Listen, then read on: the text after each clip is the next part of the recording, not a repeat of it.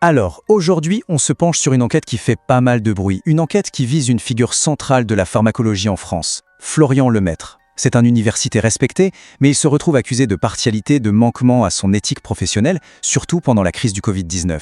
Et son cas, vous allez le voir, soulève des questions vraiment fondamentales. Du coup, la question qui se pose, elle est simple, mais elle est essentielle. Florian Lemaître, en tant que voix scientifique et surtout en tant que formateur des médecins de demain, est-il un véritable rempart contre la désinformation ou au contraire est-il devenu, sans s'en rendre compte ou volontairement, un vecteur de biais? C'est tout l'enjeu de ce qu'on va décortiquer ensemble en se basant uniquement sur les faits révélés par cette enquête. Allez, on entre dans le dur. Pour bien comprendre la portée des accusations, il faut d'abord savoir qui est ce fameux Florian Lemaître. Son CV, il faut le dire, est impressionnant. Il est vraiment au cœur du système de santé et de recherche en France. Alors qui est-il ? Eh bien, sur le papier, c'est du lourd. Maître de conférence à l'université de Rennes 1, affilié au prestigieux INSERM, président d'un groupe de travail important. Son influence scientifique est indéniable, on parle de plus de 3800 citations, et pourtant il y a ce décalage assez frappant avec sa biographie sur les réseaux sociaux qui se veut un peu hilarante. Un ton léger qui contraste, selon l'enquête, avec une rhétorique beaucoup plus agressive envers ceux qu'il considère comme des désinformateurs. Mais c'est vraiment avec la pandémie de Covid que son personnage public a pris une toute autre ampleur.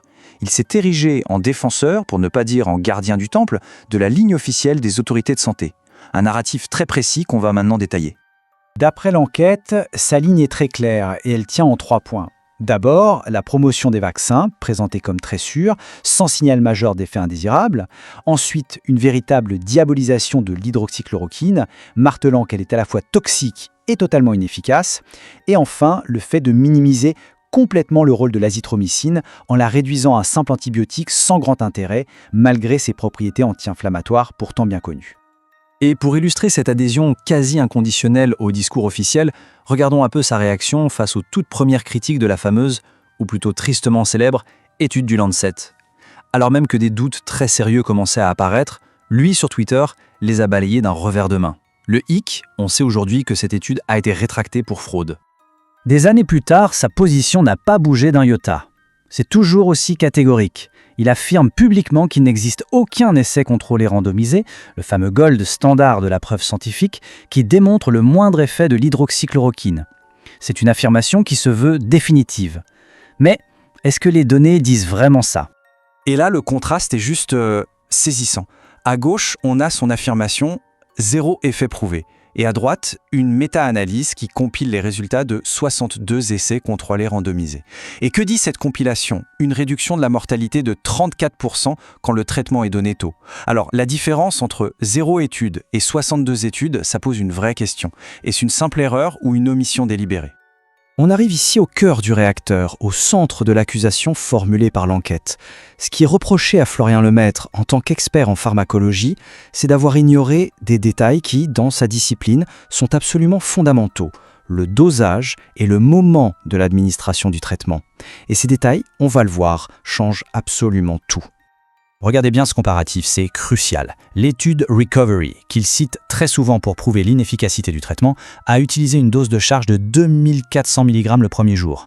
En face, les protocoles de traitement précoce recommandent 600 mg par jour. On parle d'une dose 4 fois supérieure. En pharmacologie, c'est juste une différence énorme. Et attention, cette histoire de surdosage, ce n'est pas juste une critique isolée sortie de nulle part.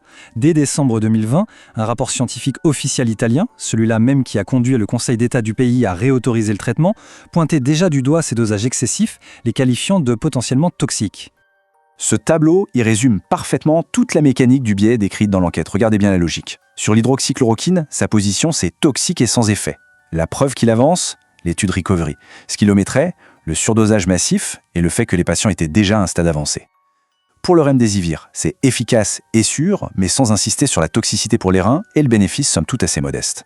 Pour les vaccins, pas de signal majeur, en passant sous silence certaines données sur les myocardites chez les jeunes. Et à chaque fois, la conclusion de l'enquête est la même. Une approche aussi sélective risque de former des cliniciens dogmatiques qui perdent leur capacité d'analyse critique. Mais l'enquête ne s'arrête pas là. Elle explore un autre angle tout aussi sensible. Les potentiels conflits d'intérêts. Et pour ça, elle dresse un parallèle assez troublant avec une autre grosse controverse scientifique, l'affaire Pradel-Lega. Alors, qu'est-ce qui est mis sur la table pour questionner son indépendance ? Des travaux financés par le géant pharmaceutique Novartis. Une promotion extrêmement active du remdesivir de Gilead, avec plus de 90 tweets à son sujet, et surtout, son soutien de la première heure sans aucune distance critique à cette fameuse étude Pradel-Lega, une étude qui a depuis été rétractée après avoir été accusée d'avoir créé des morts de façon trompeuse. Et là, on a un exemple qui, selon l'article, est la parfaite illustration d'un deux poids, deux mesures. Dans ce tweet, pour une étude sur les corticostéroïdes, Florian Lemaître critique à juste titre le poids démesuré de l'étude Recovery dans les résultats globaux. C'est un argument méthodologique tout à fait pertinent. Le problème, d'après l'enquête, c'est qu'il semble ne jamais appliquer cette même prudence, cette même analyse critique à cette même étude Recovery quand il s'agit de discuter de l'hydroxychloroquine. Après les données scientifiques, l'enquête s'intéresse à l'impact humain, à l'éthique de sa posture. Et là, on entre dans le vif de son rôle d'enseignant, avec des témoignages anonymes d'étudiants et le récit de confrontations publiques. On a d'abord ce témoignage, celui d'un ancien étudiant. Il le décrit comme hautain et rigide, refusant de rentrer dans des discussions techniques sur des points aussi cruciaux que les dosages. Ça dépeint une ambiance en salle de cours assez loin de ce qu'on pourrait attendre d'un débat scientifique sain et ouvert. Et puis à ce deuxième témoignage d'une autre étudiante qui monte encore d'un cran. Les mots employés sont très forts. Position idéologique, propagandisme. Ces termes suggèrent que pour certains de ces étudiants, l'enseignement a pu laisser place à une forme de militantisme, au point de s'interroger sur ses véritables motivations. Et tout ça culmine avec ce que l'enquête appelle l'affaire Zizi. Le professeur Martin Zizi, qui a été l'un des premiers à dénoncer l'étude Pradel-Lega, accuse directement Florian Lemaître d'avoir fait signaler et censurer ses publications critiques sur les réseaux sociaux. L'accusation est extrêmement grave. Face à une objection scientifique, la réponse n'aurait pas été le débat, mais la censure.